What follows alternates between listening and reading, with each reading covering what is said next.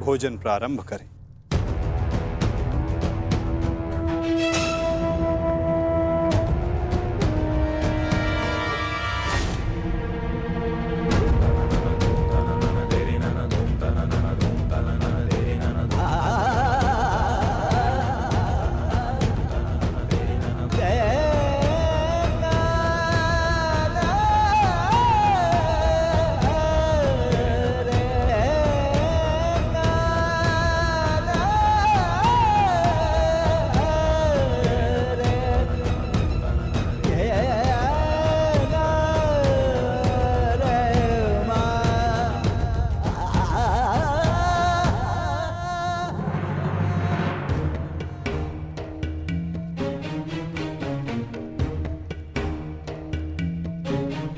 पिताश्री, रात्रि गहरी हो चुकी है, आपको विश्राम कर लेना चाहिए।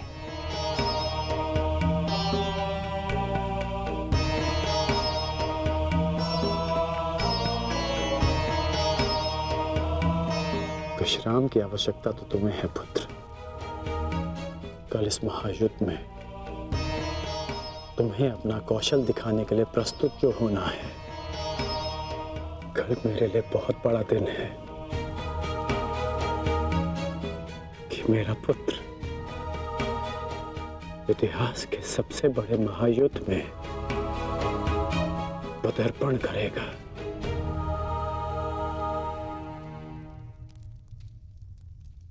मुझे गर्व है तुम पर।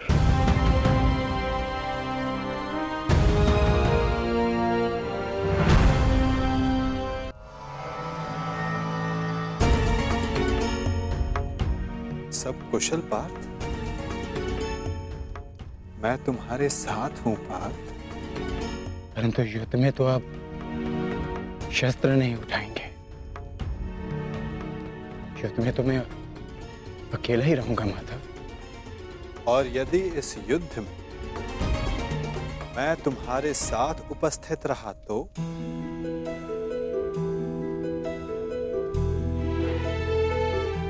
मुझसे अधिक भाग्यवान इस संसार में और कोई नहीं होगा।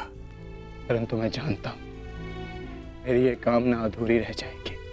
यदि कामना पूर्ण बल से की जाए तो वो अवश्य पूर्ण होती है पार्थ। और यदि प्रार्थना में समर्पण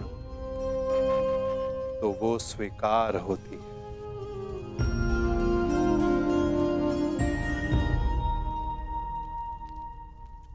मैं आप सबके समक्ष एक घोषणा करना चाहता हूं।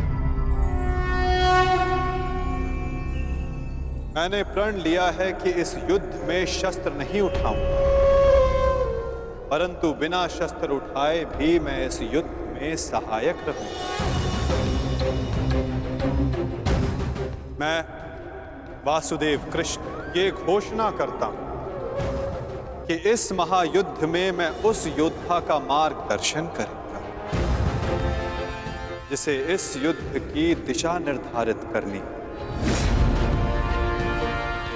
ये युद्ध एक यात्रा है और इस युद्ध की यात्रा में मैं अर्जुन का सहयात्री बनूंगा। मेरे हाथ इस युद्ध में अस्त्र भले ही न थामे, परंतु अर्जुन के रथ के अश्वों की रास से अवश्य थामेंगे। मैं इस महायुद्ध महारथी अर्जुन के सारथी की भूमिका निभाऊंगा।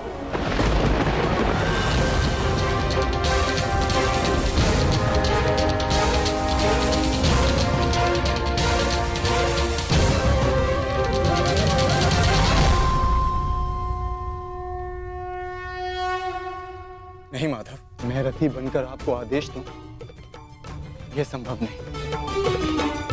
आपका स्थान सबसे ऊंचा है और मैं स्वयं आपको नीचे स्थान पर बैठने नहीं दे सकता।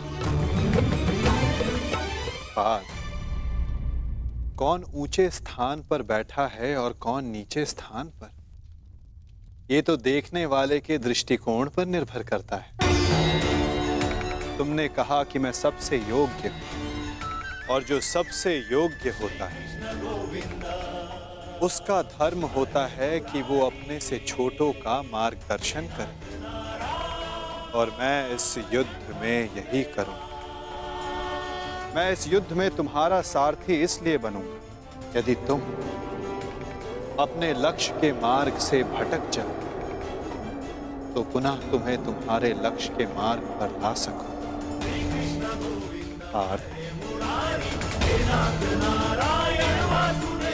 मुझ पर विश्वास है ना?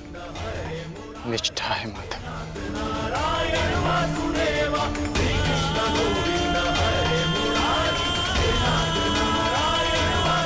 आज मैं धन्य हो गया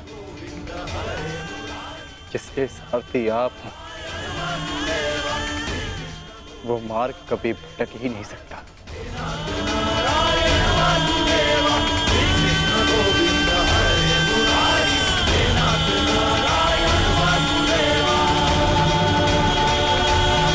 से पूर्व आपको एक वचन देना चाहता हूं।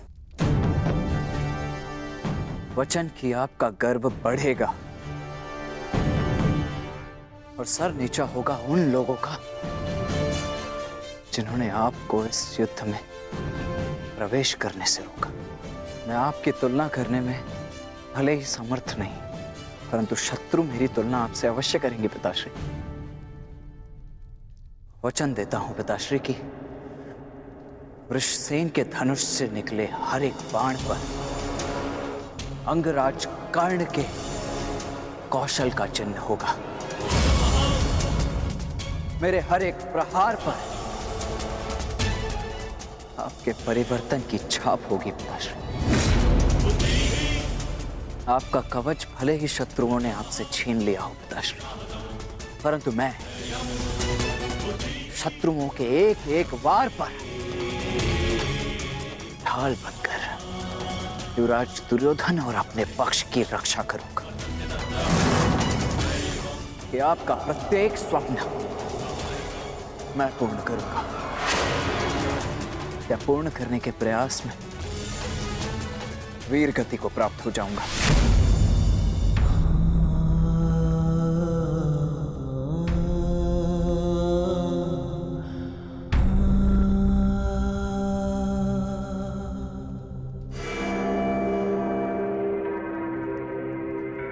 द्रोण शिष्य अर्जुन,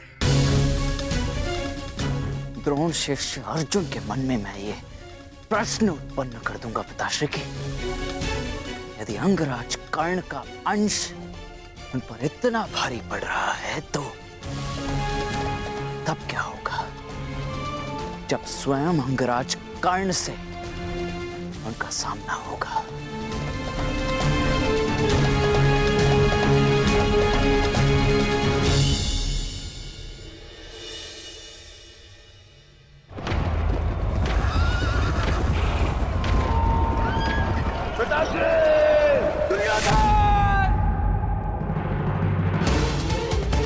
महाराज, महाराज, क्या हुआ महाराज?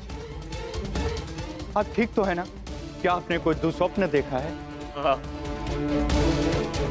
क्योंकि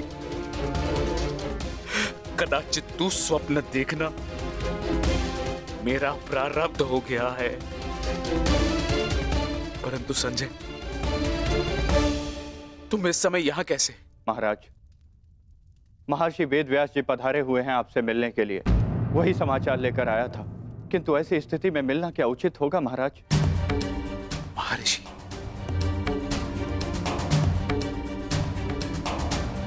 अवश्य ही कुछ उचित सोचा होगा, तभी पधारे हैं।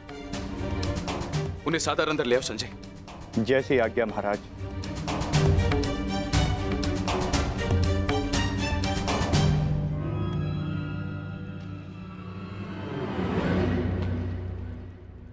प्रणिपात महाराज।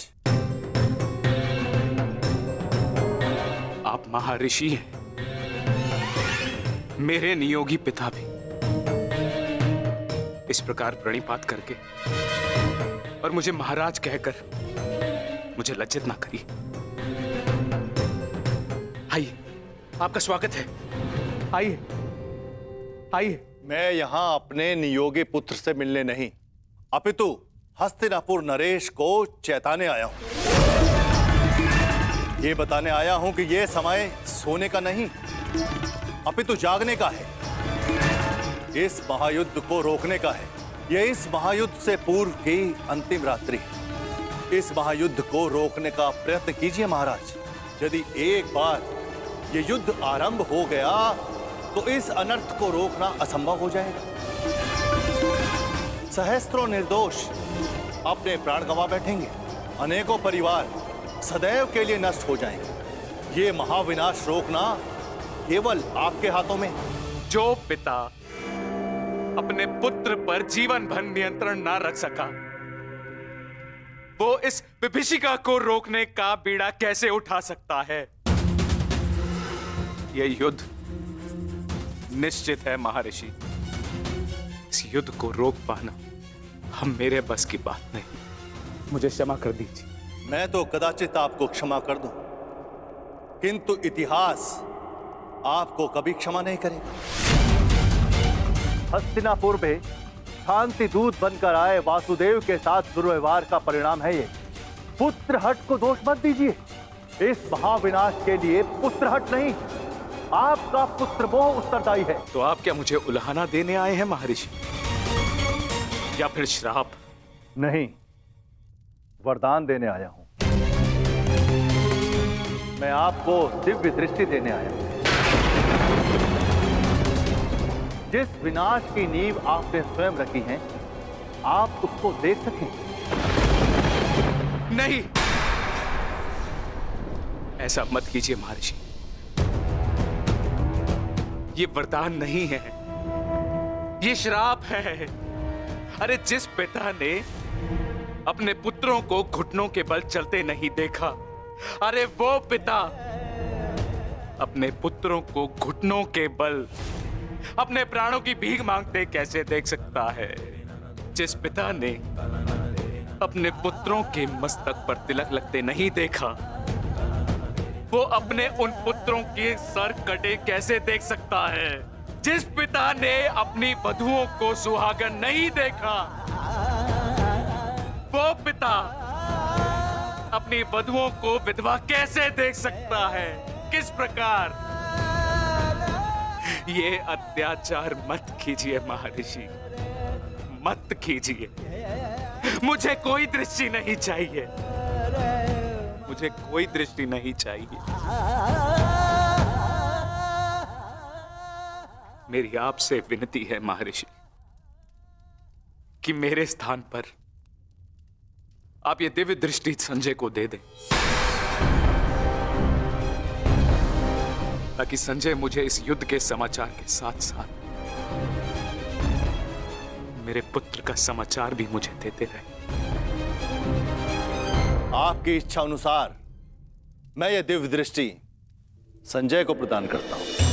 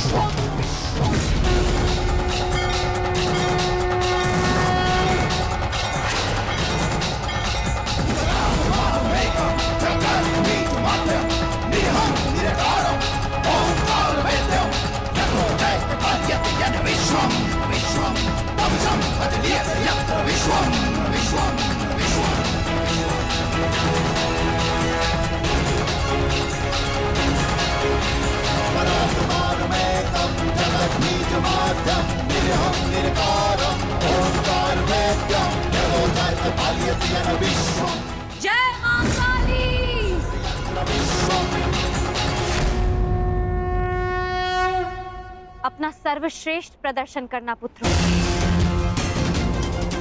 अपने पिताओं की प्रतिज्ञा को स्मरण रखना और अपनी माता के अपमान को मत भूलना।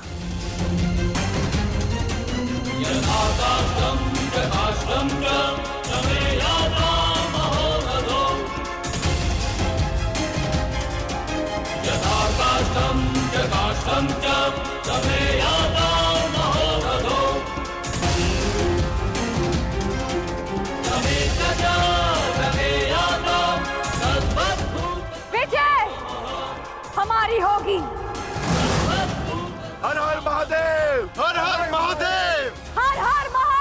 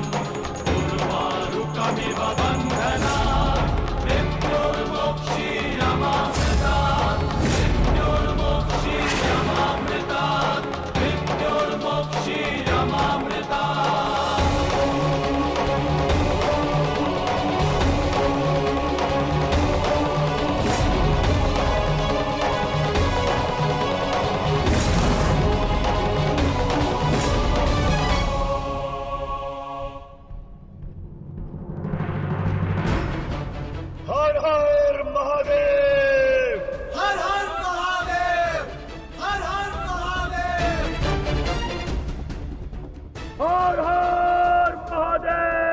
हर हर महादेव, हर हर महादेव, हर हर महादेव, हर हर महादेव, हर हर महादेव। स्मरण रहे पुत्र, अब इस युद्ध भूमि में तुम्हारे विरोध में जो भी हो उससे तुम्हारा कोई संबंध नहीं। तुम्हारा संबंध केवल तुम्हारे कर्तव्य और तुम्हारे लक्ष्य से है। यदि मेरे स्थान पर आप होते तो क्या आपके लिए ये स्वीकार कर लेना इतना ही सरल होता पिताश्री? सत्य कहूं तो सरल नहीं होता, विशेषकर तब जब मुझे ज्ञात हो गया है कि पांडवों से मेरा रक्त संबंध है। किंतु पुत्र, मैंने सदैव एक बात को माना है कि आपको आपके वचन पर अडिग रहना चाहिए। तुमने युद्ध चुना है, परंतु युद्ध क्या परिणाम चुनेगा ये उसका अधिकार है। तुम्हारा अधिकार केवल अपने कर्म और अपने कर्तव्य पर है। इस युद्ध में अपना सर्वश्रेष्ठ प्रयास करना।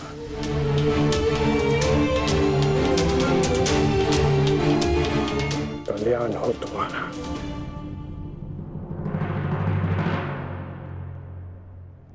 हर हर महादेव, हर हर महादेव, हर हर महादेव।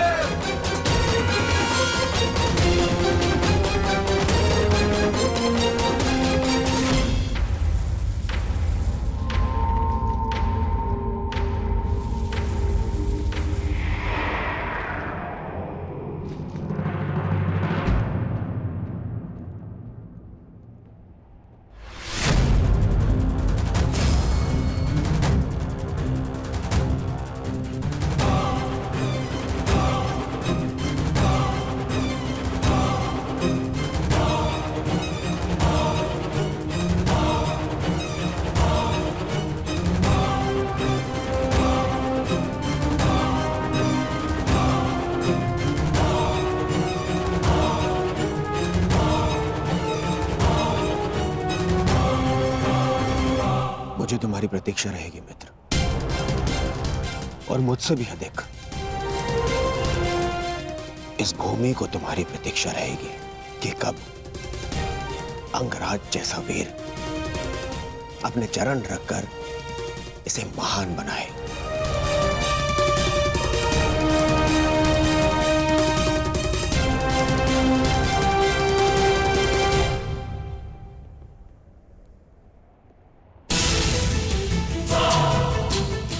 सुरक्षित रहना।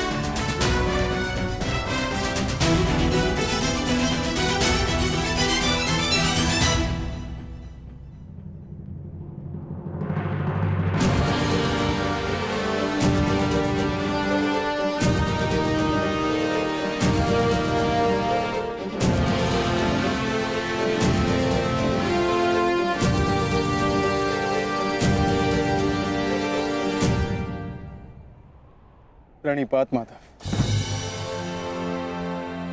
कल्याण वस्तु। आओ पार्थ, रथ पर आरूढ़ हो जाओ।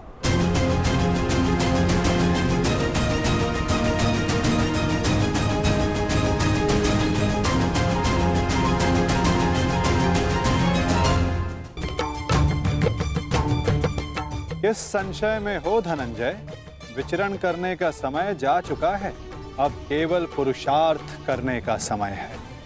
मुझे ज्ञात है माता, परंतु किंतु परंतु मोल भाव, ये लक्षण व्यापारियों के होते हैं पार्थ। धर्म युद्ध के योद्धाओं के लिए ये शब्द निरर्थक हैं। पाप नाशनी गंगा बहती जाती है, किंतु परंतु नहीं करती। अंधकार नाशक सूर्य किंतु परंतु नहीं करता। और अधर्म का नाश करने को सज्ज अर्जुन की तुनीर में भी इन संदेहों का कोई स्थान नहीं। तुम्हारा सारथी युद्ध में तुम्हारा मार्गदर्शन करने को सज्ज है पार्थ। आओ, अपना स्थान ग्रहण करो।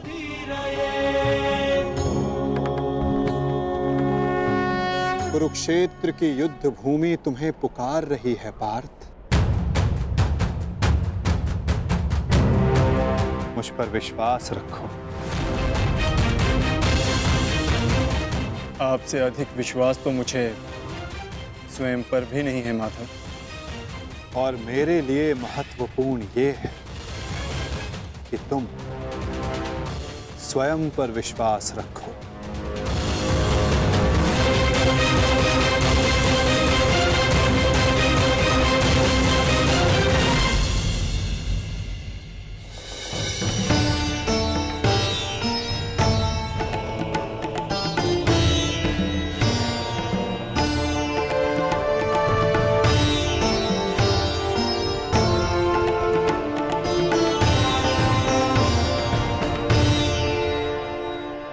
कुछ भूल तो नहीं रहे हो पार्थ? क्या माधव? भ्राता भीम को वीर हनुमान ने इस युद्ध में आप सबकी सहायता करने का वचन दिया था। उनका साथ आप सबको साहस, शक्ति और निडरता देगा। बजरंग बली का आवाहन करो पार्थ।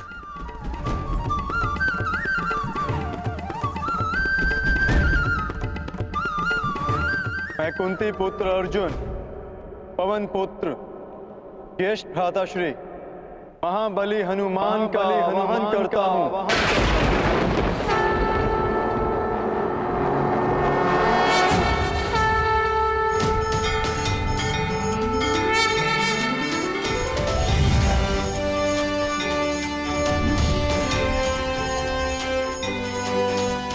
हे महाबली हनुमान, मेरे रथ के ध्वज पर विराजमान होइए। अंजनी गर्भ संभूता कपिंद्र सचिवोत्तम। अंजनी गर्भ संभूता कपिंद्र सचिवोत्तम। राम प्रिय नमस्तुभ्यं। बजरंग बली पधार गए।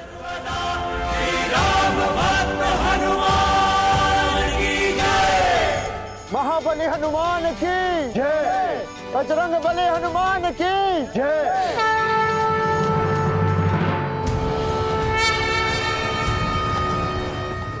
युद्ध का पहला दिन।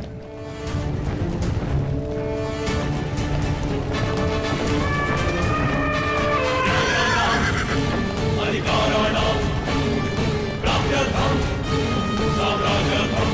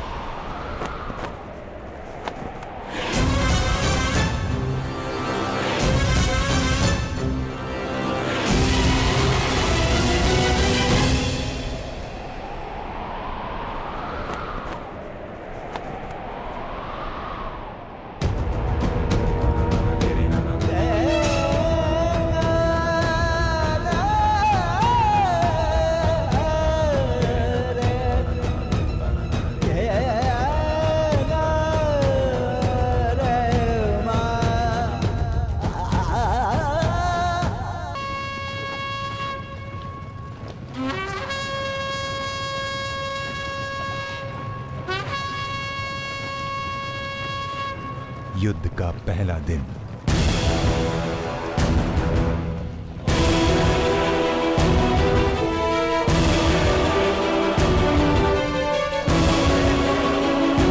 युद्ध प्रारंभ करने की आज्ञा है धर्मराज।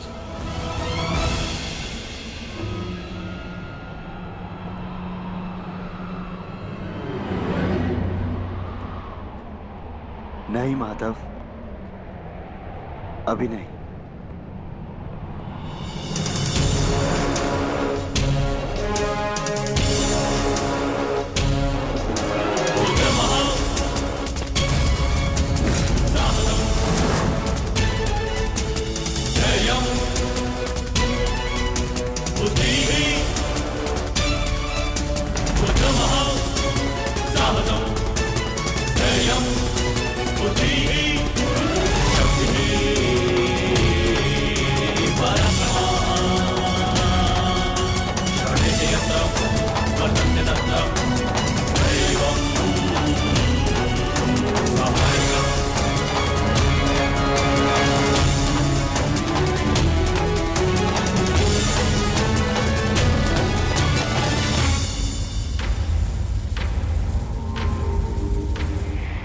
ज्येष्ठ, ये युधिष्ठिर हमारे समक्ष क्यों खड़ा है?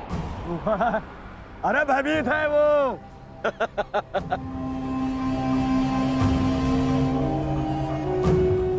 हमारी सेना को देख के कदाचित भयभीत हो गया है ये युधिष्ठिर। इसे सत्य का ज्ञात हो गया है। इस युद्ध में इसे विजय नहीं मिल पाएगी। समझ रहे? वो छलिया जिस युद्ध के लिए हमें भयभीत कर रहा था, वो युद्ध प्रारंभ होने से पहले ही समाप्त होने जा रही है।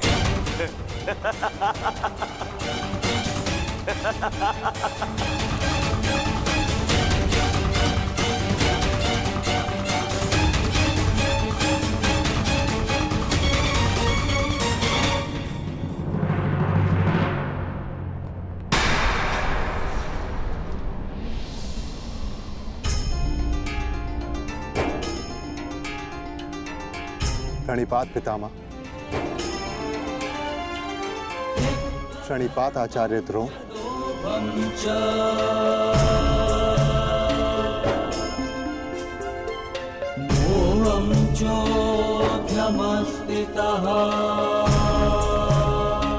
और उन सबको भी प्रणिपात जो आयु में, ज्ञान में, अनुभव में मुझसे बड़े। और मैं उन सबका अभिनंदन करता हूं जो एक योद्धा होने का कर्तव्य निभाने के लिए इस कुरुक्षेत्र में पधारे हैं।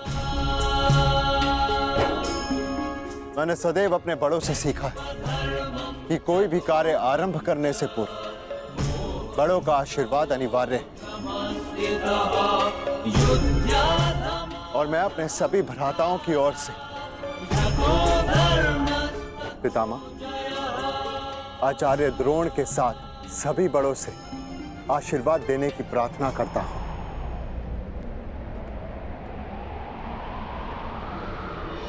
आयुष्मान भव।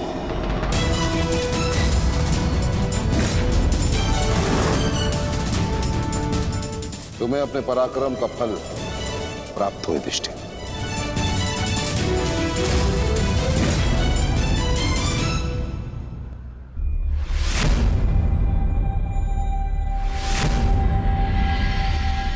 एक और पितामह है जिन्होंने मुझे जीवन का मूल्य समझाया और दूसरी ओर गुरुद्रोण जिनकी दी हुई शिक्षा ने अर्जुन से धनंजय बनाया।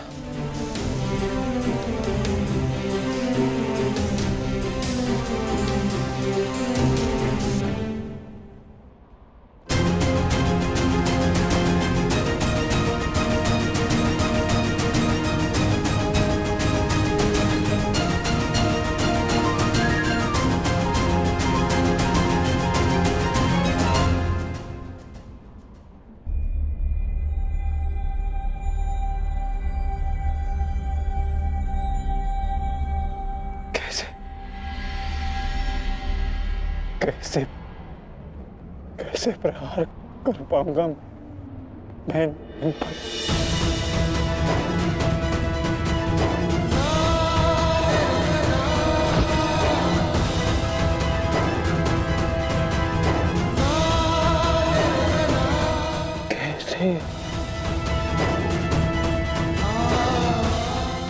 कैसे प्रहार कर पाऊंगा इन पर?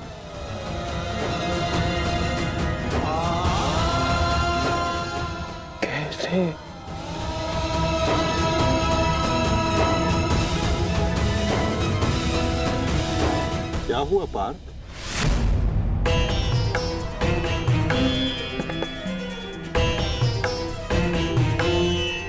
मेरी आपसे विनती है माधव,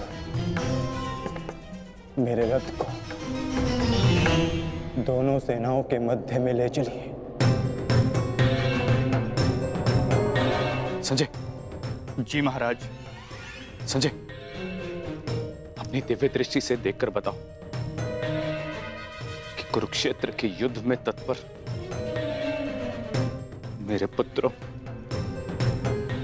और पांडवों की सेना के मध्य क्या क्या हो रहा है। जो आज्ञा महाराज।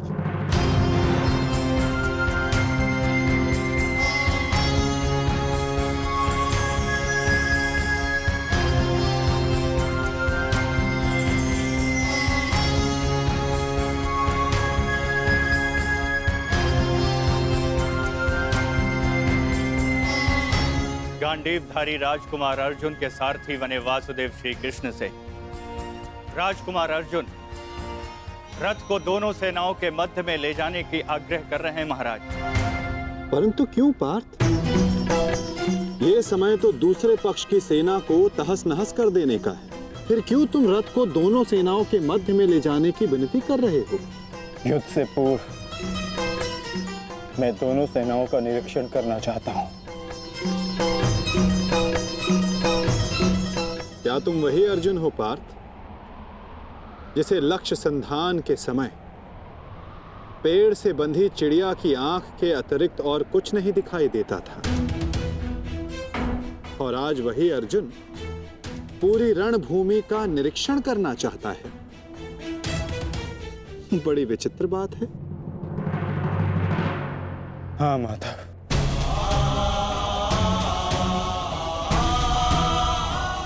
वो चिड़िया काष्ठ की बनी थी, परंतु जिनसे मैं युद्ध करने वाला हूं वो रक्त, अस्थि और मांस से बने मनुष्य हैं।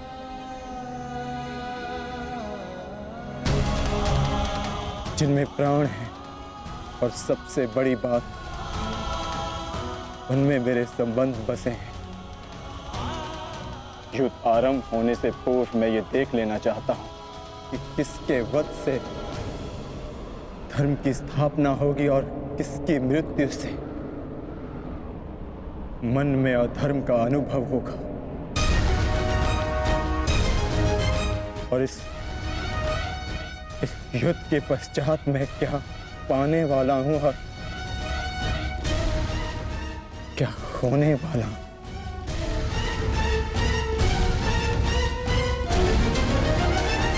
तुम एक योद्धा हो अर्जुन, और तुम यहां अधर्म का बलिदान लेने आए हो,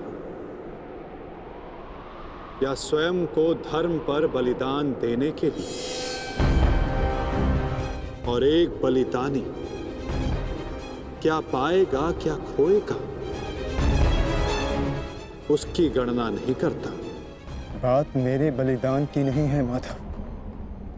इस युद्ध में सहस्त्रों के प्राण दांव पर लगे हैं और मैं ये निश्चित करना चाहता हूं कि कुरुक्षेत्र में मैं अधर्म का नाश करने जा रहा हूं या फिर धर्म की हानि भी करने जा रहा हूं। नाश और निर्माण की शक्ति केवल विधाता के पास होती है पार्थ। मनुष्य विनाश या विध्वंस नहीं करता। मनुष्य तो केवल ईश्वर का निमित्त मात्र होता है। निमित्त होकर यदि वो विनाश और विध्वंस का उत्तरदायित्व स्वयं पर ले तो उससे केवल अहंकार का जन्म होता है पार्थ, जो ये मानता है कि वो कुछ नहीं कर रहा। उसी के हाथों महान कार्य संपन्न होते हैं।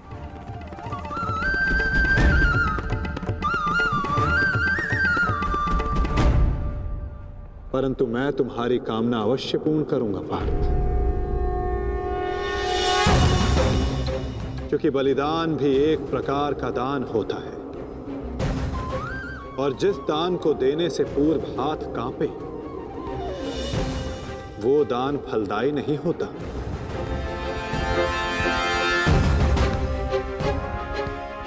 आओ पार्थ, मैं तुम्हें युद्ध भूमि के मध्य ले चलता हूं।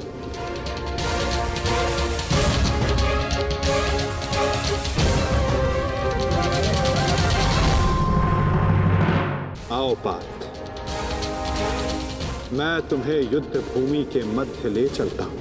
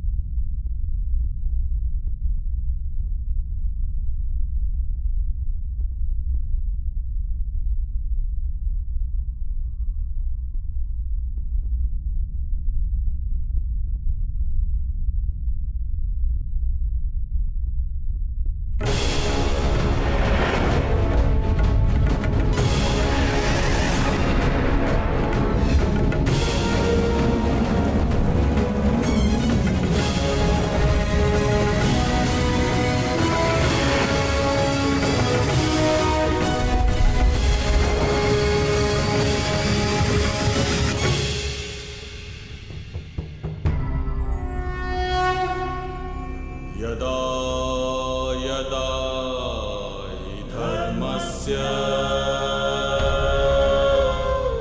ग्लानिर्भवति भारत अभ्युत्थानं धर्मस्य तदात्मानं सृजाम्यहम्। जिस प्रकार तुम कर्तव्य और कर्म के मध्य खड़े हो, उसी प्रकार तुम अब दोनों सेनाओं के मध्य खड़े हो पार्थ।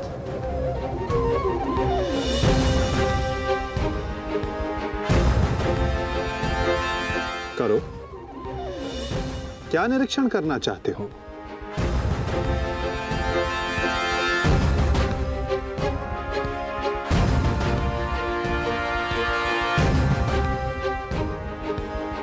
क्या हुआ पार्थ? ऐसा कौन सा भाव है जो तुम्हारे मन को विचलित कर रहा है? ऐसा कौन सा प्रश्न है जिसका उत्तर तुम्हें नहीं मिल रहा? यदि पूछोगे नहीं तो उसका समाधान कैसे पाओगे पार्थ? मैं जानता हूं तुम यही सोच रहे हो ना कि क्या यह युद्ध अनिवार्य है? क्या इतने योद्धाओं का वध, इतने जनों की हानि अनिवार्य है? क्या ये सब कल्याण के लिए है भी या नहीं? है ना पार्थ? यही विचार मेरे मन को विचलित किए जा रहे हैं माधव। क्या वास्तविकता में यह युद्ध अनिवार्य है? क्या राज्य, धारा, संपत्ति, ये सब पाने के लिए अपनों का वध करना धर्म है? क्या एक योद्धा का यही कर्तव्य है?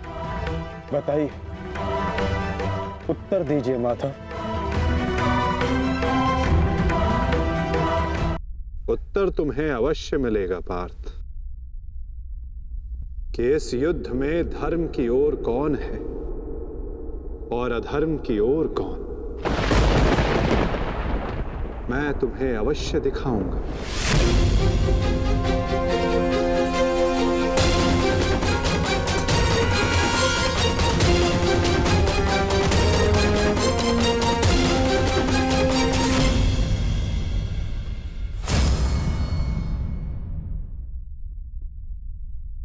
ये है वो हस्तिनापुर युवराज दुर्योधन जिसे रक्त रंजित करने की कल्पना मात्र से तुम्हारा मन डोल रहा है पार्थ। ये वही युवराज दुर्योधन है जिसकी कुदृष्टि सदा तुम्हारे परिवार पर डोलती आई है पार्थ। स्मरण है पार्थ? ये वही है जिसने पांचाली को भरी सभा में वैश्या सिद्ध करके अपनी जंघा पर बैठने का निमंत्रण दिया था। ओ दासी द्रौपदी, आकर मेरी जंघा में बैठो। कैसे पवित्र याज्ञ सेनी को भरी सभा में इसने मलिन करने का प्रयास किया था। वस्त्र हरण करो इस दासी द्रौपदी का। और ये तुम्हारे मातुल्य गांधार राज शकुनी, इन्होंने जब शकुन मनाया केवल तुम्हारे परिवार के अनिष्ट का शकुन मनाया पार्थ। तुम इन्हें मातुल्य कहते हो। मातुल्य का अर्थ है जिसे मां के तुल्य समझा जाए। और तुम्हारे इन्हीं मामा ने तुम्हारी माता को वारणा व्रत की लाक्षागृह की अग्नि में भस्म करने का प्रयास किया पार्थ।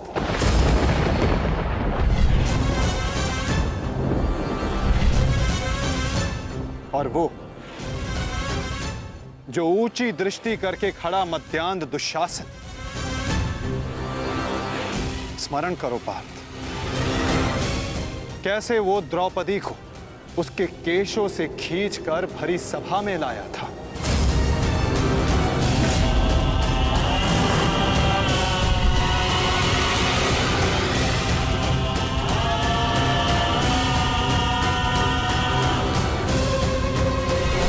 कैसे याज्ञ सेनी को भरी सभा में निर्वस्त्र करने का प्रयास किया था इसने।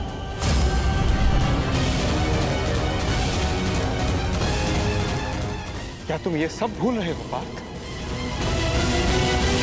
ये है महामहिम भीष्म, द्रोणाचार्य, अश्वत्थामा। जब ये अधर्म हो रहा था तो ये सब मौन रहे। ये वो अत्याचार, वो अधर्म मौन रहकर देखते रहे।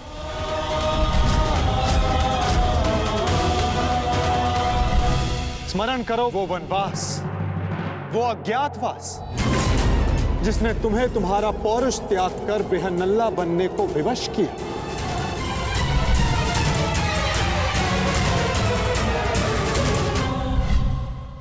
स्मरण करो उन प्रतिज्ञाओं को जो तुम पांचों ने वनवास जाते समय ली थी। 13 वर्ष पश्चात हम फिर लौटेंगे और इस बार आज्ञा नहीं,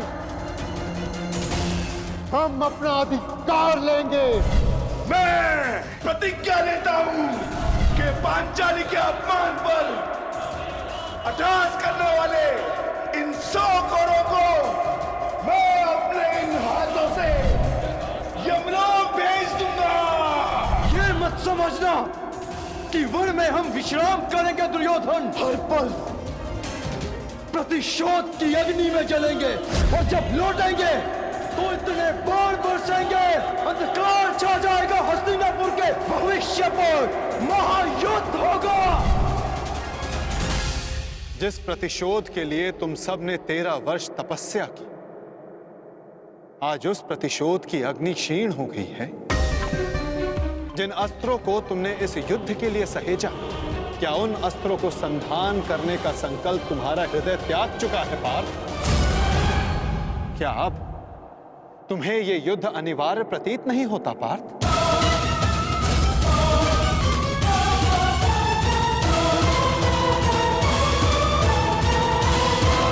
जिस प्रतिशोध के लिए तुम सब ने 13 वर्ष तपस्या की, आज उस प्रतिशोध की अग्नि क्षीण हो गई है।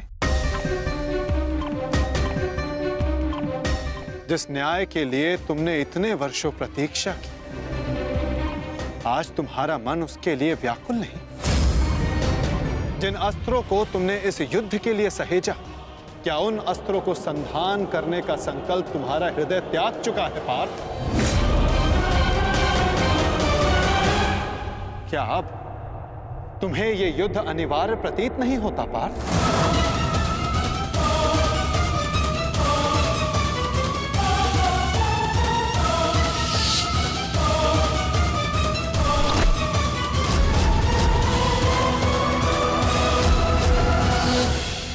हाँ माता,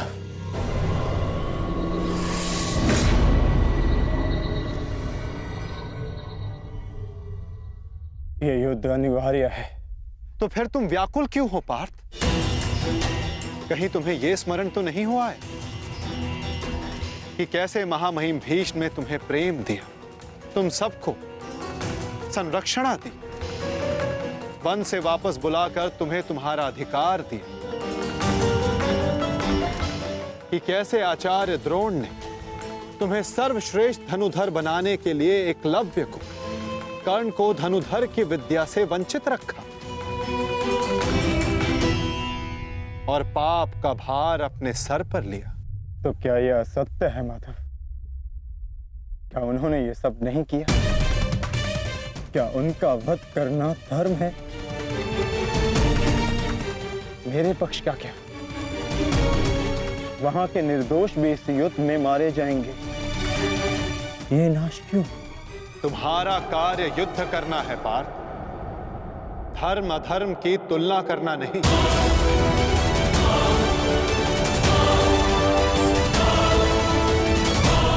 और केवल विपक्ष ही नहीं, तुम्हारा स्वयं का पक्ष भी तुम्हें दुर्बल बना रहा है। वहां भी सर्वत्र धर्म नहीं है पार्थ।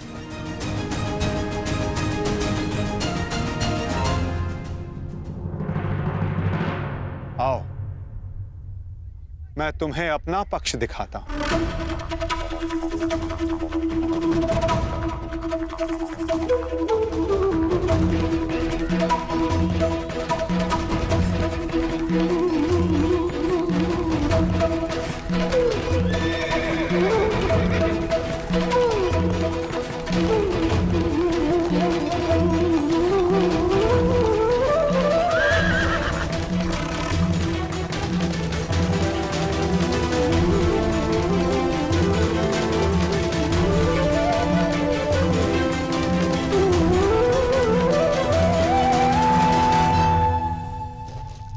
देखो अपने भ्राता युधिष्ठिर को,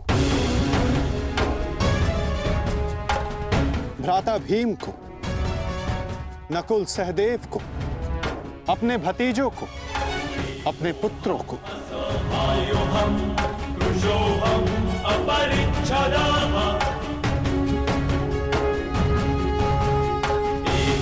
तुम्हें क्लेश है कि इनमें से ना जाने कौन कौन काल कलवित होगा।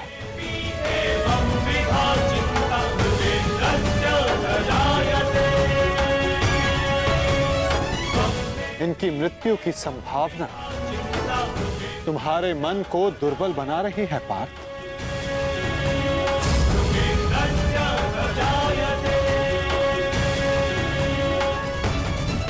परंतु पार्थ, क्या ये वास्तविकता में धर्म के पक्षधर हैं? तुम्हें प्रतीत होता है कि ये सब निरपराध मारे जाएंगे। तो बताओ, कौन है जो अपराधी नहीं, जो दोषी नहीं? यदि युधिष्ठिर स्वयं का अधिकार राज्य पर मानते हैं, तो इसमें दुर्योधन का क्या दोष? क्या उनकी माता पहले गर्भवती नहीं हुई थी? क्या यह सत्य नहीं कि युधिष्ठिर ने अपना राज द्यूत क्रीड़ा में लगाया, जिसे दुर्योधन ने जीता? यदि दुशासन ने अपनी ज्येष्ठ की आज्ञा मानकर द्रौपदी का वस्त्र हरण करने का अपराध किया, तो तुम चारों ने भी अपनी ज्येष्ठ की आज्ञा मानकर अपनी पत्नी का अपमान होने दिया।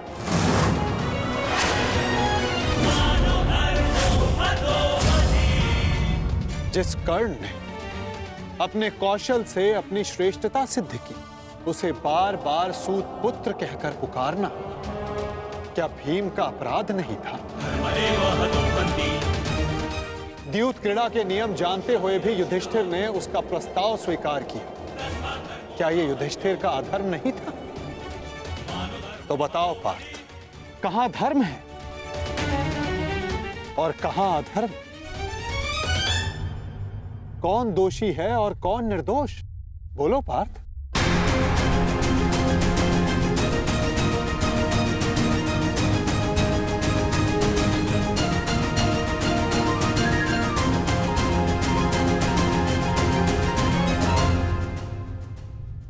आपने उचित कहा माधव। दोनों ही पक्षों में धर्म भी दिखता है और अधर्म भी। परंतु मैं क्या करूं? अपना कर्तव्य जानो पार्थ, चूंकि तुम अभी तक धर्म का स्वरूप नहीं जान पाए हो। उचित कहा आपने। मेरा अंग अंग कांप रहा है, मंद हो गई है। कांटे हाथ से बार बार सरक रहा है। मैं इस महाविनाश का पूर्व अनुमान करके चिंतित हो गया। कोई अपमान इतना बड़ा नहीं, कोई प्रतिशोध इतना प्रबल नहीं कि सहस्त्रों के लाखों के प्राणों की आहुति देकर पूरा किया जाए। मैं इतने बड़े विध्वंस को, महाविनाश को स्वीकार नहीं कर पा रहा हूं माधव। विनाश से ही विकास का प्रारंभ होता है पार्थ। निर्माण के विज्ञान में विध्वंस का ज्ञान अति आवश्यक है। यदि एक डाली काटो तो उससे दो डालियां जन्म लेती। यदि एक नए पौधे का निर्माण करना हो तो उस फल को पेड़ से टूटकर दूर जाना होता है। जिस भारत के विध्वंस से तुम आज व्याकुल हो, कल वही नए भारत का सृजन करेगा पार्थ। यदि नया घर बनाना हो तो पुराने घर को तोड़ना होता है। क्लेव्यम मास मगमा पार्थ नैतत्वयि उपपद्यते। ये मोह, ये नपुंसकता एक योद्धा को शोभा नहीं देती पार्थ। उठो, जागो और अपना शस्त्र उठाओ पार्थ। तब तक संघर्ष करते रहो जब तक तुम्हें तुम्हारा लक्ष्य ना मिल जाए।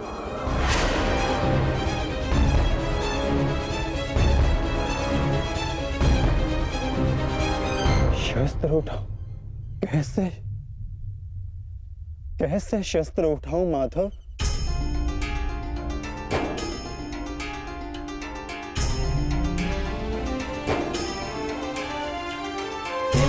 धर्म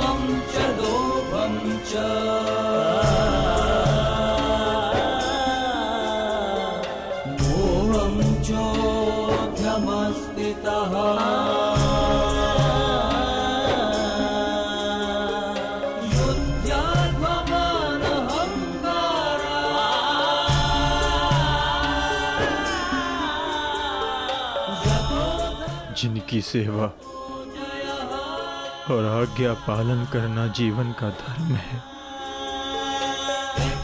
उन पितामह पर, आचार्य द्रोण पर कैसे शस्त्र उठाऊं मैं? कैसे माधव? ये कौरव है तो मेरे भाई ही ना, सबकी धमनियों में एक ही रक्त है। इन्हें मारकर इंद्रप्रस्थ तो क्या, इंद्रलोक भी मिले तो क्या लाभ?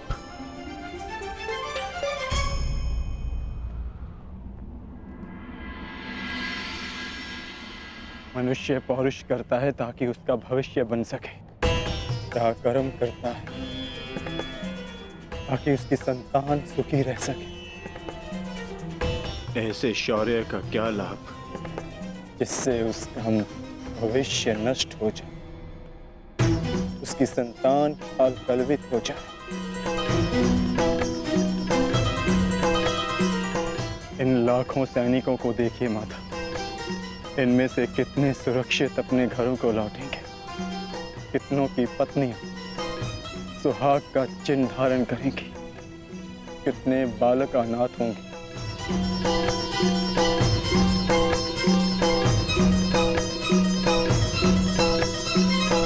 कौन बचेगा उन्हें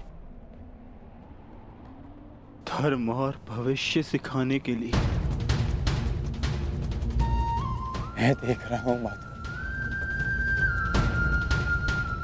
इस धर्म युद्ध के पश्चात अधर्म और भी बढ़ेगा। कुरुकुल का ही नहीं, पूरे भारत का विनाश होगा। आज के नियम टूटेंगे, क्या भविष्य को यही आशा है हमसे?